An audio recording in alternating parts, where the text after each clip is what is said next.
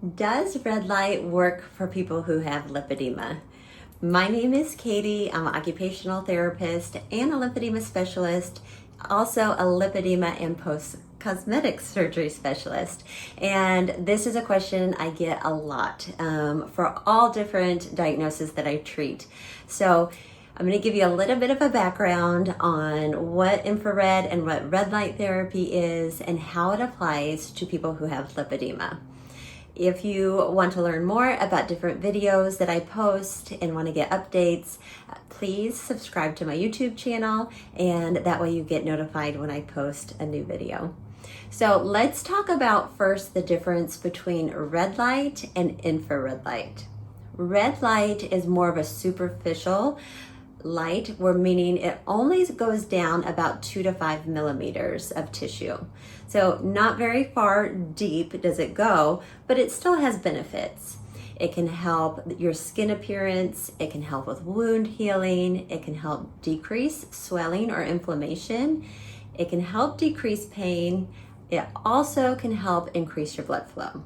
So when we think about 2 to 5 millimeters, I mean, we're talking itty bitty, so not very deep past the skin level. Then there's what's called a lot of times near infrared. So you might see it listed as NIR.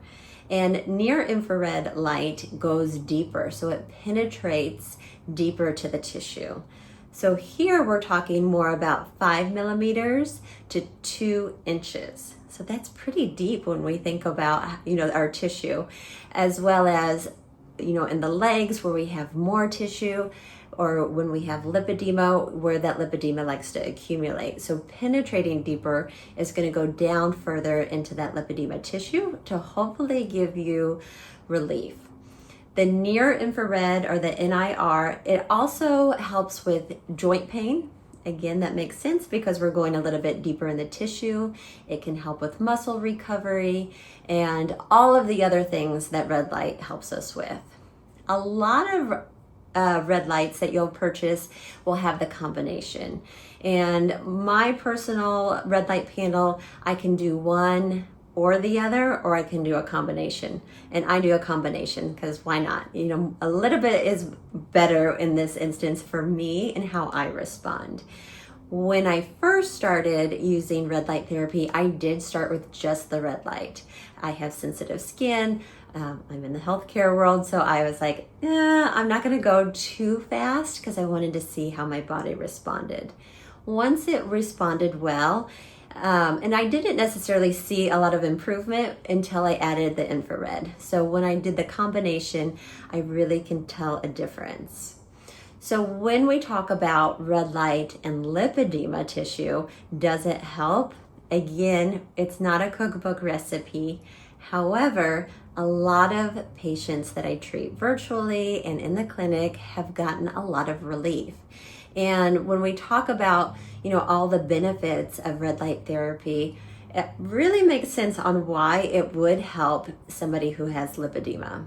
So somebody who has lipedema, most likely they're having some sort of inflammation or swelling.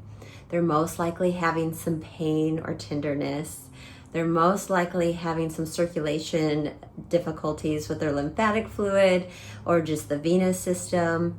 And overall, they're also may be having some joint pain along with that, which could be related to that hypermobility that sometimes people have when they have lipedema. So when we use that red light therapy, it can help a lot of the symptoms that we get when we have lipedema. So how should you use it? I have not read any specific protocols on how somebody who has lipedema should use red light. However, we should start slow. And so when we talk about starting slow, what does that mean? I would probably start 3 times a week, maybe for 5 minutes, see how your body responds. Depending on how sensitive you are, maybe you do that for a week, maybe you go 2 weeks before you bump yourself up a little bit. It's one of those things, once you have the red light, you've done your treatment, you can't take it away. So you want to slowly increase that time to see how your body responds. Also a good idea to maybe only try that technique or that tool that we can use for lipedema. So instead of saying, okay, it's Monday, I'm going to try my red light therapy, I'm also going to try this new diet, and I just got a vibration plate, so I'm going to do that too. Start one thing at a time. Give it a few weeks and see how your body responds. With lipedema, if you've started this management process, you know it can be a full-time job. And you may find tools that you don't see much improvement with. And so those are the tools that maybe you set aside, maybe you return if there's a return policy, and you focus your time on other things that work for you. So I don't suggest starting multiple tools at the same time. I do suggest doing red light therapy and maybe do a combination of something else. So for my patients, I treat them or teach them how to do soft tissue softening techniques. So they could be sitting in front of their red light, softening their tissue at the same time. To me, that combination of stacking those tools at one time would help me be more efficient at home because, again, managing lipedema can be a full-time job. You could also think about doing exercises in front of your red light. So for me, that is how I get it in more frequently, is I have my panel set up, and then when I do my strength training, I'm right in front of that red light, or sometimes I do my yoga in front of the red light because it's more bang for your buck. So in the end, as a conclusion, yes, I'm a big fan of red light therapy.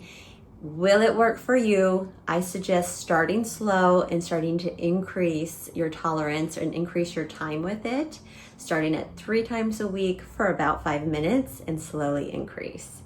Another thing to think about is, doing habit stacking or tool stacking in the terms of lipedema, where you try to do red light therapy in combination of another tool, such as exercising.